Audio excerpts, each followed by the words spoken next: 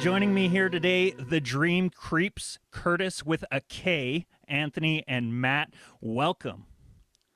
Thanks for having us.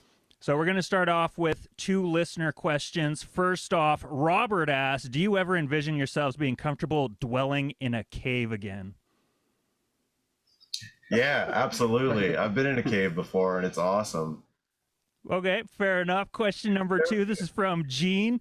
How do astral vampires feel about garlic? Oh, that's a good question. They're probably not big fans of it. Yeah.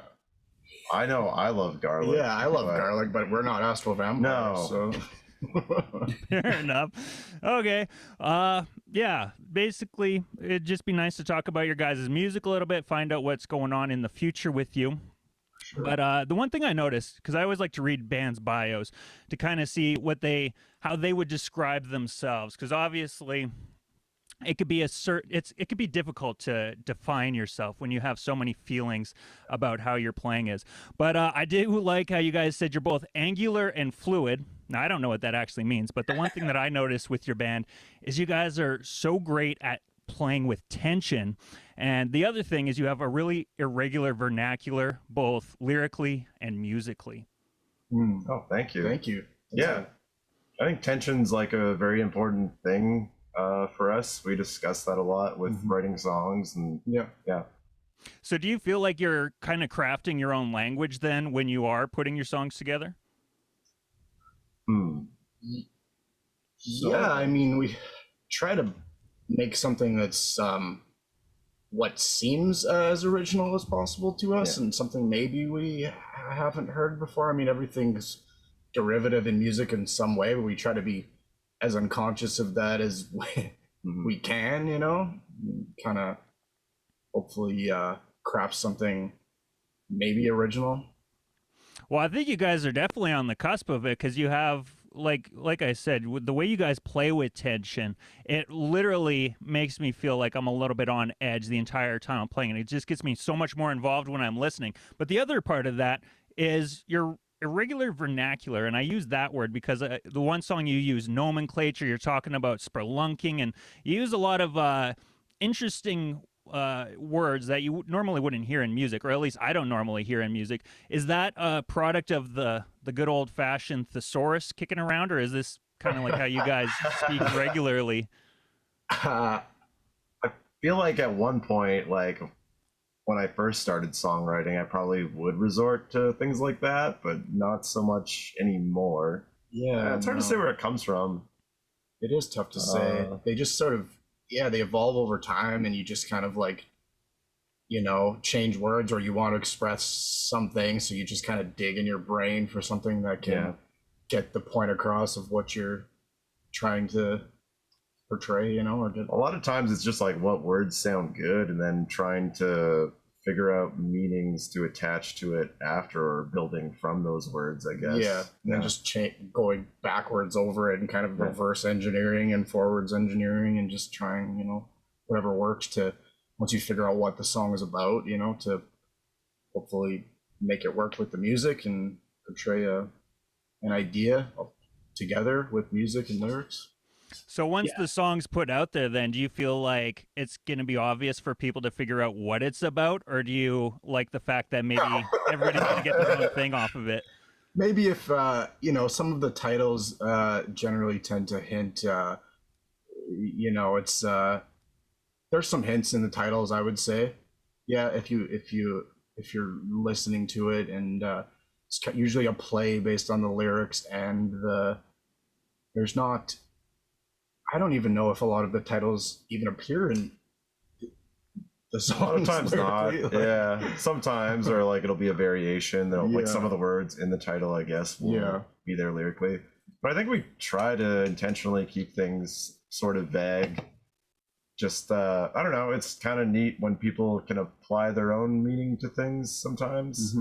Well, I like that you guys are so thoughtful about all of that. The way that, like, it sounds like you discuss how you actually want it to be portrayed to the world. Yeah, for sure. I mean, me and Kurt write the majority of it, and we do a lot of trading back and forth, and so we generally have to like break down yeah to each other what exactly we're talking about. So we can write based off of what the other person is saying. I don't know what they're saying most of the time. You're like the foreign exchange student just kind of hanging out with these guys. Well, it's just like when we're having conversations in everyday life too. Now, the Astro Vampires, that came out at late 2019. Now, obviously, you guys had to kind of shut things down 2020 as other people did, but then you kind of transitioned to playing with Skip Campbell Jr. And the thing that I noticed with it is he plays, like, his lyrics are very interesting, but his actual guitar and songwriting feels like it's very much in the rules of music theory or whatever, where it seems like you guys go against the grain or break all the rules that you can. Was that an interesting transition to try to have your sound mesh with his? Yeah, it was, and that was kind of a draw to it, to see what we could bring to the table in a context like that. We've been jamming together for years, just making it up and just like kind of freeform jamming and stuff. So we know Jeff pretty well. His name's Jeff Campbell. His real name. But it was a great experience. Me and Kurt were living with him at the time during the pandemic. So we just, there wasn't a whole lot else going on. So it just seemed like a logical thing to do. Yeah. It was good to have something to like stay focused on, because days can blend together, obviously, for a lot of people during the pandemic when there was a lot of restrictions and stuff. Yeah, it was just fun, just like playing a different style of music. You know? Yeah, exactly. It was a challenge. Was there any song that was particularly challenging then? Probably different answers for each person. Yeah. Well, you played slide guitar on the one. Yeah, I never played slide guitar. Paleolithic Visions. Yeah, that was the one. Pear Tree was probably the one for me that took me the longest. Same. There's a lot of I don't know, I guess you could say touch on the guitar, different ways of playing that I hadn't really done, at least on a recording, just messing around. Obviously you don't want to delve into those territories, but so, as I mentioned, 2021, late 2021, you put out Astro Vampires. You obviously didn't get to tour it or play a lot of shows or anything like that.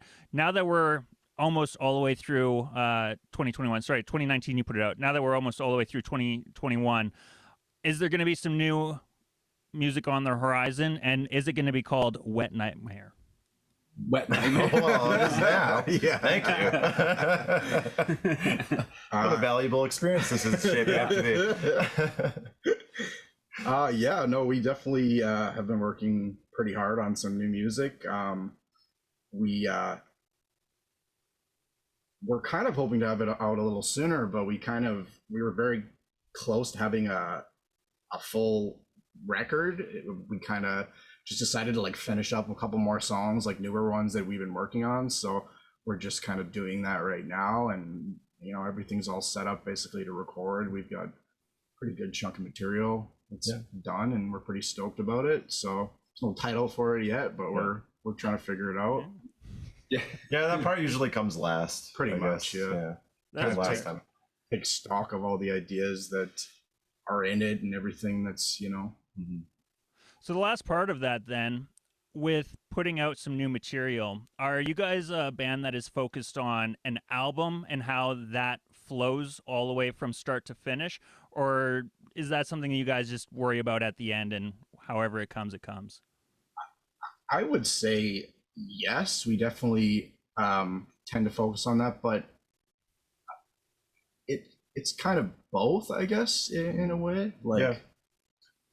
I think we're focused more on that with this album, especially trying to do a longer one. I think there's a lot more room for figuring out the path and just like what kind of needs the album will have, I guess, and what kind of songs we need to write to fulfill those needs. Last time, I'd say we just kind of wrote enough material to like play shows, basically. Yeah. This is it's a little different with this one. Yeah, Because of that. we had a lot more time too with the pandemic. It was, you know, it was nice at times because we could just write and write, but it was also Just focus on that. just focus. Yeah, just focusing on it was a little strange though too. You're kind of at your own pace to meet your own deadlines that are, you know, as before we would be getting ready for shows and it'd be like, hey, let's get the song done for the next show and let's play it and see how it works. And then you kind of test it out over a few shows and then it kind of becomes like a staple and you work out all the little kinks and stuff. But this is definitely like, you know, just it can be hard without having those like deadlines in place. Yeah, definitely. Yeah.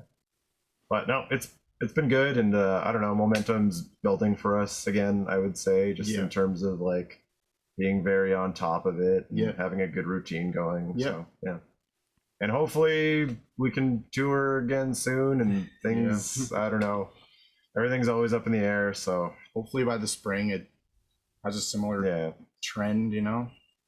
Well, that's fair. Well, at the very least, I hope you guys do put out some new music in the not too distant future so I could talk to you again because, I definitely enjoy what you guys have going on.